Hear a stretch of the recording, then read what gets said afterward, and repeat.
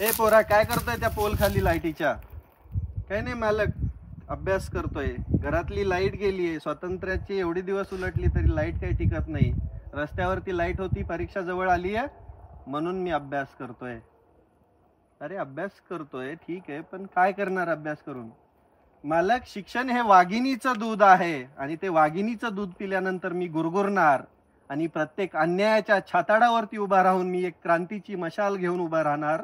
त्यासाठी मला शिक्षण घेणं गरजेचं आहे आणि म्हणून मी शिकतोय. अरे वा, मस्त. व्हिडिओ घेतोय का? नमस्कार, रविराज साबळे पाटील. आज सोनियाचा दिवस. महामानव, विश्वरत्न, बोधिसत्व, प्रज्ञासूर्य, भारतरत्न डॉक्टर बाबासाहेब आंबेडकरांची आज जयंती. त्यांना आठवत असताना त्यांनी केलेला जीवन संघर्ष आणि त्यांनी दिलेल्या भारताला गोष्टी. जेव्हा माणसाला माणूस म्हणून घेण्याचा अधिकार नव्हता, जेव्हा माणसाला कायमस्वरूपी गुलाम समजल्या जायचं, माणसाला पाणी पिण्यासाठी संघर्ष करावा लागायचा, शिक्षण घेण्यासाठी संघर्ष करावा लागायचा, त्या काळामध्ये शिक्षण नावाचं वाघिणीचं दूध पिऊन गुरगुर करत या भारताला संविधान दिले, असे माझे डॉक्टर बाबासाहेब आंबेडकर. मित्रांनो, डॉक्टर बाबासाहेब आंबेडकरांना वाचत असताना, समजून घेत असताना, त्यांचा जीवन संघर्ष आठवत असताना एक गोष्ट कायम लक्षात घ्या. ज्यावेळेस तुम्ही निराश, हताश आणि खूप साऱ्या प्रॉब्लेममध्ये अडकले असताल, तुम्हाला काही सुधरत नसेल, तुम्ही असे पूर्ण घळाटून गेले असताल, त्यावेळेस एकदा डॉक्टर बाबासाहेब आंबेडकरांचा फोटो बघा, त्यांचा जीवन संघर्ष आठवा, त्यांनी दिलेलं साहित्य वाचा, त्यांनी दिलेलं संविधान वाचा.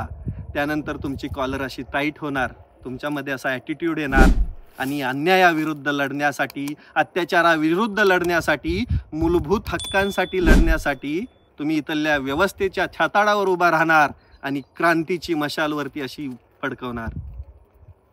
हे आहे डॉक्टर बाबासाहेब आंबेडकर.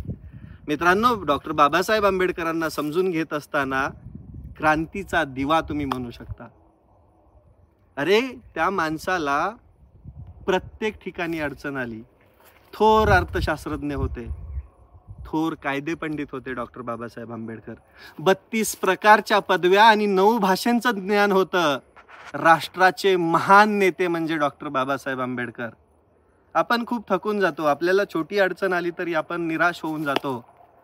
त्या काळामध्ये माणसाला माणूस म्हणत नव्हते, तर माणसाला गुलाम समजल्या जायचं. हो, पाणी पिण्यासाठी संघर्ष करावा लागायचा. शिक्षण घेत असताना वर्गामध्ये न बसता वर्गाच्या बाहेर वरांड्यामध्ये बसून शिक्षण घ्यावं लागायचं.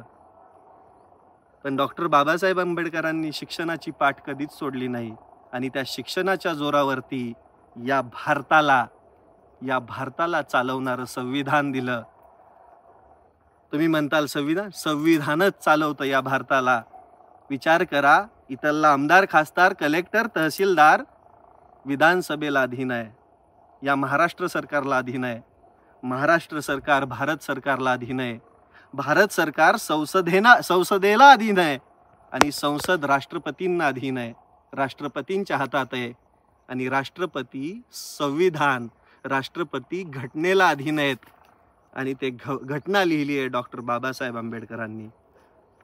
फक्त शिक्षणाच्या जोरावरती क्रांती घडते. फक्त आपल्याला ते अधिकार माहीत पाहिजेत, आपल्याला लढायची ताकद माहिती पाहिजे, आपल्यामधली ताकद समजली पाहिजे आणि आपल्याकडे शिक्षण घेण्याची कुवत पाहिजे. शिक्षण घेण्यासाठी खूप तामझाम असावा असं काही नाही.